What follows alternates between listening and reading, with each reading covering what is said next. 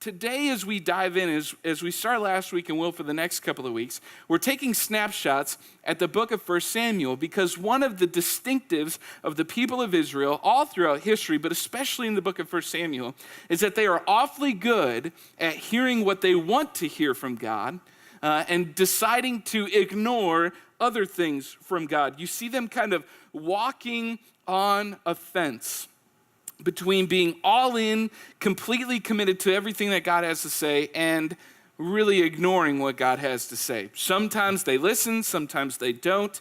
And the way we're going to look at it today is kind of diving into how the people of Israel begin to wrestle with the question or the desire to have something because everybody else is doing it.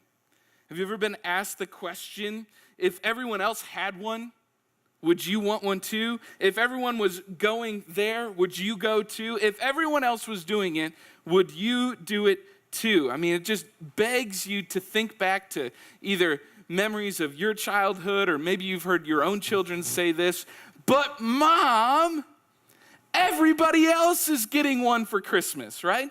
And because everyone else has one, I gotta have one. Let me paint a little picture for you.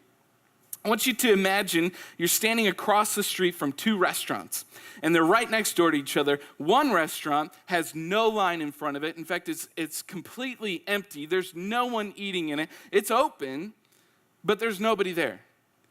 But you've heard that that restaurant has the best food that any human being can ever taste in their entire lives. That restaurant, Restaurant A, if you will, has rave reviews of this incredible chef, the best steaks, the seafood is like flown in fresh every day. Everything that they make is organic and fresh. The vegetables were just picked yesterday. I mean, it's just the freshest of everything. You know it's the best food, and everything is like for the price of the dollar menu at McDonald's, which, by the way, do you know that's not a dollar menu anymore? It's like, they call it the dollar menu, but everything's like $1.59 or something like that. That should be like false advertising. Let's collectively join a lawsuit against McDonald's together. No, I'm just kidding. Let's not do that. But then next to Restaurant A, there's Restaurant B, you guessed it. And it has a line out the door and around the corner. Everybody's going to this restaurant. It's packed out. There's 2-hour wait list. It takes forever for you to get in there. And not only is the line forever long, but like the who's who of Nashville is in this line. I mean, all the celebrities, all the country music stars, all the songwriters, everybody that is a who's who in Nashville is in this line waiting, just waiting to get in. But there's a little bit of a hitch.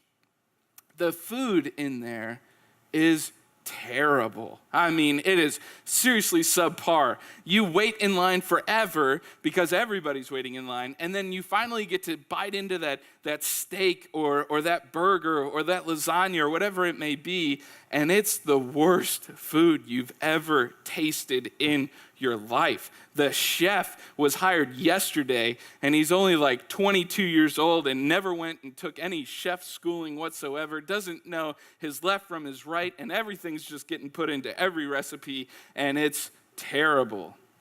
You're standing on the sidewalk looking at Restaurant A, no line, nobody inside, but the best food ever. You see Restaurant B, terrible food, but the line is around the corner. When you're standing there, which restaurant are you going to choose? Which restaurant are you going to step into? My guess is that you'll see that nobody wants to go to Restaurant A, and therefore you'll think, well, if nobody's going there, it must not be as good as everybody says it is. And so what do?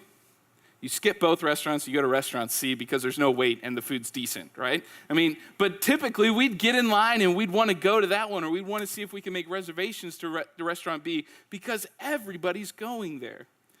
What we find with the story of the people of Israel here in 1 Samuel chapter 8 is that the people of Israel start to exchange what God is already giving them and providing for them for something that is far less superior than what God's already giving. We find ourselves in the midst of the people of Israel choosing to ignore God, do this selective hearing, saying, thanks God, thank you very much, but we want it our way. And settling for less than what God provides and what God does. Turn with me to 1 Samuel chapter 8 on your phone or on the Bible on your table, or if you brought your own Bible. We're going to read through this chapter in just a moment. Before we get there, and before we do read through it, I just want to give you a little bit of history of what's happening up until this point. See, the history of the judges, you'll find that there were judges in the land of Israel, in the promised land, if you will, for years and years and years at this point. In fact, you've heard of some of those judges. Deborah was a judge. Gideon was a judge. You also have Samson, and among about a dozen others were all judges over the people of Israel. Now, these judges served as kind of mouthpieces for God, and here's why. If you go back to when the people first stepped into the land that was promised to them, Canaan, the promised land, the people started to scatter, and as they conquered nation after nation and began to take over the land, the tribes of Israel, the 12 tribes, began to settle into their own regions and take their own land and settle in there as a tribe and claim that as their territory amongst the whole nation of Israel. And as that happened, they started to take on some of the beliefs of nations that were already there, remnants of these other nations that they overthrew. And as they started to do that, they started worshiping other gods and having other idols and putting their trust in other things other than the God, the one true God who gave them this land. And as that started to happen, the people of Israel started to stray from their relationship with God. As that became more and more common throughout the nation, God provided judges for the different regions and for the people of Israel so that the people would know where they were straying from God's will and where they were on track with God's will. How do we know this? Judges chapter 2, verse 16, if you want to read this later, it says this: "Nevertheless, the Lord raised up judges who delivered them out of the hand of those who plundered them." God delivered the people who had strayed from his will, had begun building idols and worshiping idols and other gods like Baal and the god of this and the god of that and whatever was common to the land before they got there. These judges were there to help them out of that. These were warriors, these were prophets, these were priests, these judges who rescued the people from all the things that they were doing wrong. Then in Judges chapter 8, we read about the story of Gideon. Now, Gideon is a fascinating guy. He's a mighty battle warrior, leader of battles for the people of Israel. They trusted him. They followed him into battle. He had many victories, not because he was great, but because the Lord gave the victories to the people of Israel. Gideon was a mighty leader for the people. And so what did the people do? They saw Gideon as a great leader. So in Judges chapter 8, they said, "Gideon, why don't you be our king? Why don't you come and make us like everybody else, every other nation that's around us, and be our king instead of God being our king?" And these conversations began of the people of Israel wanting someone other than God to be their king. Why? Because everybody else had a king.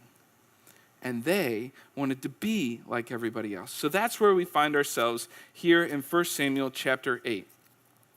This is sometime after Gideon, probably about 50 to 80 years after Gideon was one of the judges. Now we have Samuel in the office of priest, and Samuel now is the mouthpiece of God to the people of Israel, and that's where we pick it up here in chapter 8. Follow along. We're going to read through the whole chapter this morning, so if you're not turned there on your phone or on a Bible, turn there now. 1 Samuel chapter 8. When Samuel grew old, he appointed his sons as judges for Israel.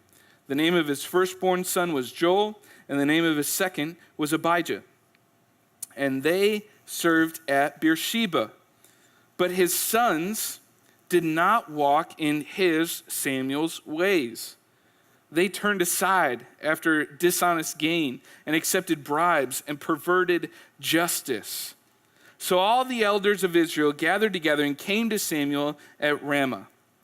They said to him, "You are old, and your sons do not walk in your ways. Now appoint a king to lead us, such as all the other nations have." You hear this language that they're saying? We want to be like everybody else.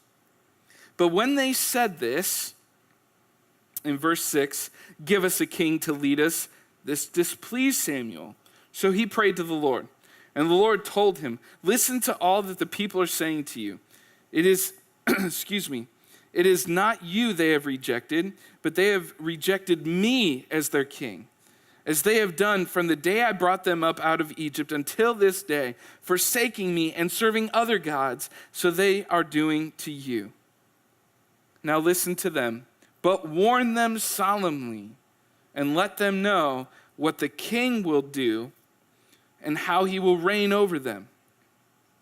So here we are, about to go into verse 10, and Samuel has heard the cry of the people. We want a king.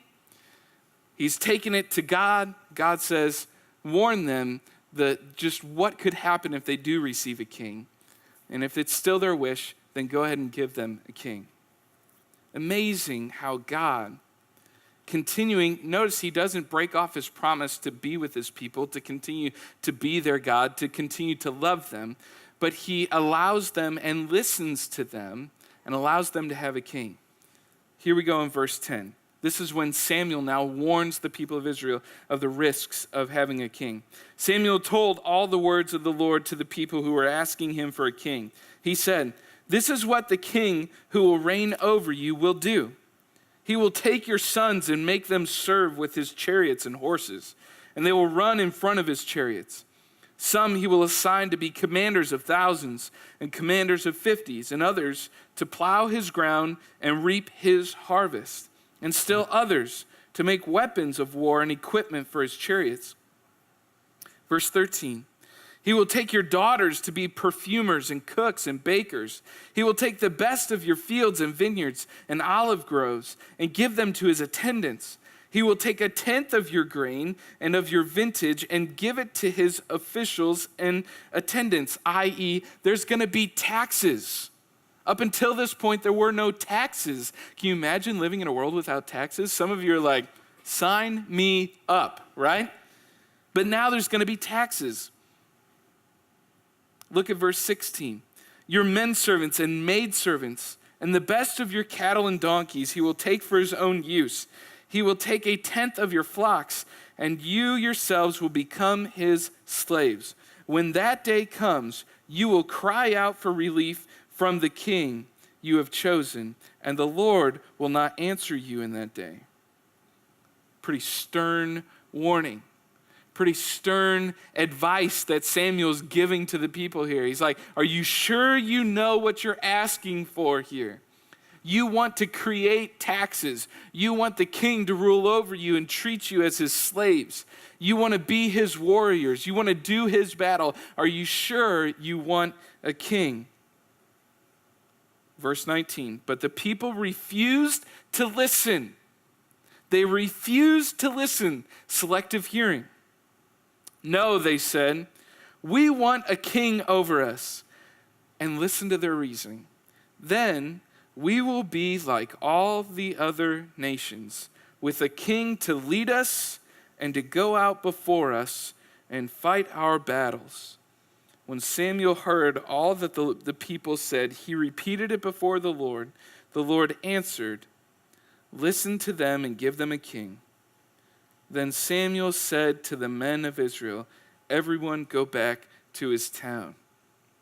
Interesting how even after being warned, the people of Israel still wanted a king. They want a king who will make them like everyone else. They want a king who will go out before them and fight their battles, as we just read in verse 20. We want to be like all the other nations, with a king to lead us and go out before us and fight our battles. The very thing that God was already doing for them, they wanted someone less qualified and less powerful. Catch that for just a moment. The very thing that God was already doing for them, providing for them, leading them into battle, giving them victory in battle, they want to ask someone who's less qualified and less powerful to do the very thing that God was already doing. Why? Because then at least we look like all the other nations. And I wonder, even though God promises us something better, how often do we put our trust in something else other than God, even though we know it's less qualified, it's less powerful, just because we see other people doing it? Now, maybe in the time of the Israelites, it was praying to Baal, or it was burning sacrifices to a god of this, or praying to a god of that, and this kind of idol worship, this paganistic worship of other gods. Maybe we kind of sit here and say, well, at least I'm not doing that. I mean, I'm in church today, and I'm only worshiping one true God. But here's the really gritty part of this. We may not have a god named Baal, and we may not pray to a god of the sun and a god of the moon, or this and that. We may not have sacrifices to certain gods and pagan gods and those kinds of things, but it doesn't take long for us to think of what we're putting our trust in, does it?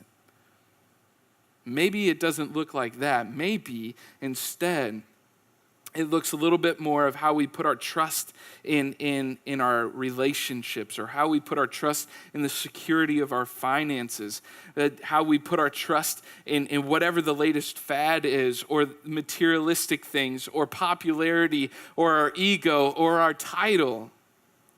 Because at least then someone will recognize me. At least then I'll look like they do, or I'll blend in with the crowd.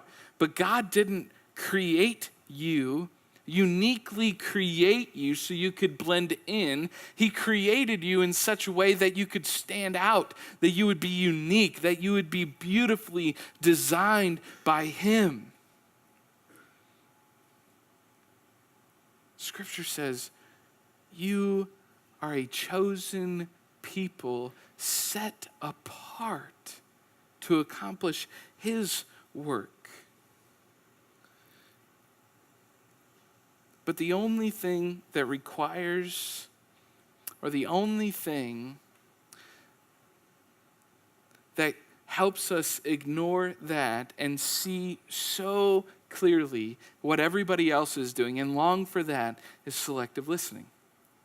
We long to hear what we want to hear. And in the here and now, when we see other people doing something, we want to be a part of that.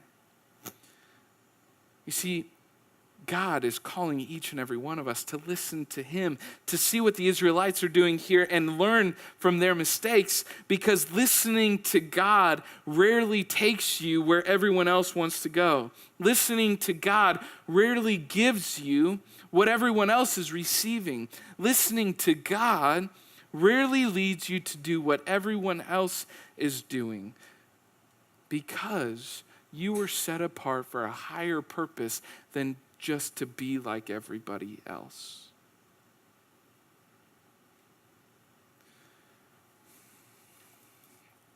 There's a challenging word in that for us, because we don't just get to settle for less. We don't get to just settle into the comfort zone, but there's also something beautiful that strikes your identity and who you are, because you're not just somebody. You're an heir of the King. That changes who you are. You don't settle for another king or another idol to worship. But instead, we were reminded this morning that we have one King, Jesus, who came not to just be set apart from us like a king would sit on his throne, but he actually got off his throne and came down and dwelt among us, amongst our mess and our sin and the addiction and the brokenness and the death and the suffering and the pain. And he knows what we go through so that we would have a king who's not just on his throne, but we would have a king who lives with us and lives in us and invites us to not settle for less. See, here's some of the ways that I think we settle for less. Sure, in the world today and what we see on TV and on the internet and stuff, that sex outside of marriage is okay. Don't settle for less.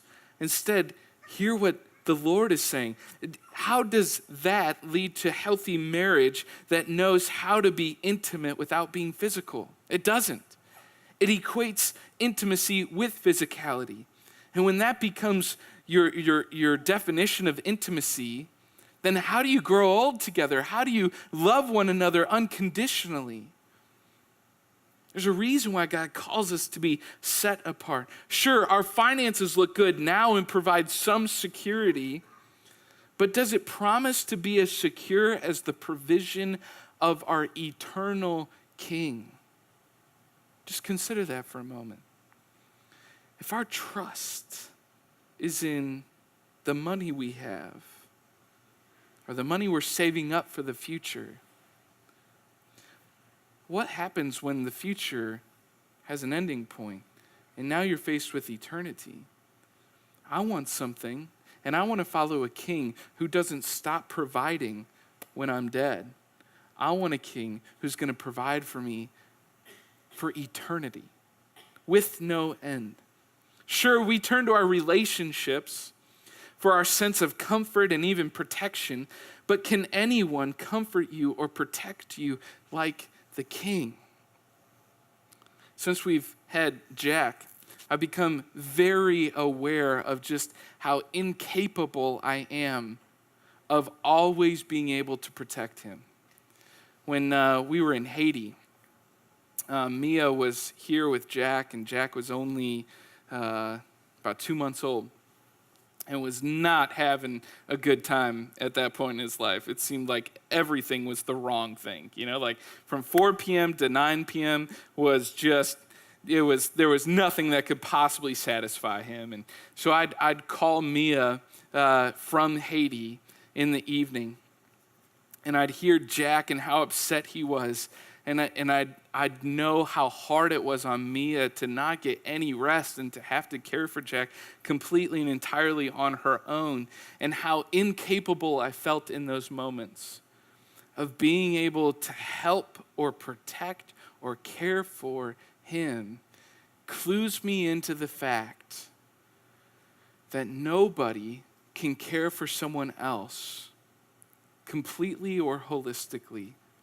So why would we settle to put all of our eggs in one basket, to put all of our trust in one person here on earth, when the King of Heaven, as we sang just a few moments ago, promises to always be there with us? Why would we settle for less? Sure, we turn to our titles, promotions, climbing the ladder. But can any title give more self-worth than the title of heir of the King? Can any title top that for you? Could you accomplish anything in this world that would make you more significant, that would give you more self-worth than an heir to the throne? Nothing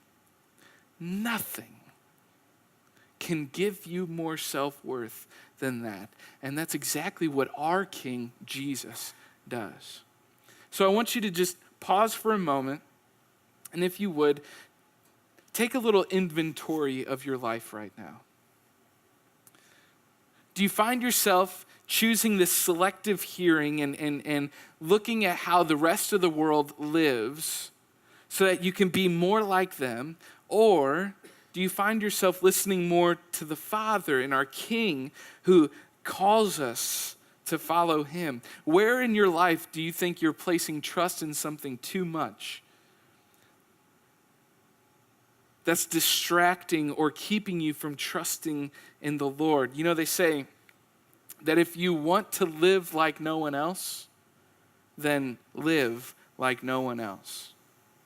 Now, I learned that from our financial planner, and that happened to deal with our finances. You know, if we want to retire and live like no one else someday, then it requires us to spend our money wisely and to save and to not just splurge on whatever we want whenever we want it, like everybody else does in America. If we want to live like no one else, then we live like no one else. I would say that that's very true as well, that if eternity is real, and that eternity either happens in heaven or in hell, and if God is calling me to follow him today so that I will someday live for eternity with him and that others will live with him in eternity forever, then I want to live like no one else today so that I and others can live like no one else forever. But it calls into question, are we just living like everybody else because we want to be like everybody else? Or might we hear the voice of God today asking us the question, can I be your king? Do you know that I created all things? Do you know that I came and while other kings may conquer lands and territories and other nations, Jesus, our King, came and conquered death. It takes a king to conquer something, and Jesus took the thing that destroys life the most and overcame it by dying himself but then being raised from the dead. And maybe he just whispers to you today, can I be your king? Do you know that I'm your king? Do you remember what I've given up for you? I'm your king. Don't look to everything else. I'm your king.